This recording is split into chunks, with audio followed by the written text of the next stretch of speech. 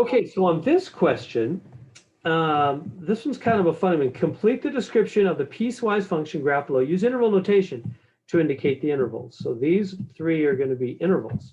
What are we talking about? Well, the function f of x is the y values.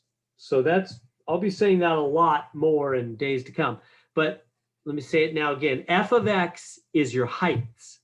Function values are y values. So when they say f of x equals something, that means y equals something. So they're saying, so here's the y-axis. They're saying when y is -4, when is y -4? Right here. If x is in what range of x makes that happen? From here to here, which is what? -6 to -1. So for x values between for x in the interval -6 to -1, y is -4, sorry. Y is -4 when x is in the interval -6 to -1. Now let's try the next part. Y is 1. When is y 1? Here's a y value 1.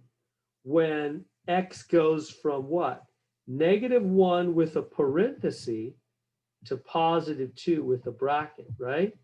-1, see the interval right here, -1 to +2, but it's an open dot at the -1. So y is at a height of 1. Y is a height of 1 if x is in between -1 and 2. -1 and 2, right here, -1 and 2. Y is at a height of 1 when x is between -1 and 2, not including the -1, but including the 2. And finally, last part, y is at a height of -2, which is -2 is right here, when x goes from 2 to 5. And it's parenthesis at 2, bracket at 5, right? Because this is a parenthesis 2 to bracket 5. Y is at a height of -2. The function right here is the graph is our function, is our y heights. The y height of our function is -2 height when x goes from +2 to +5, not including the +2 open dot, but including the +5.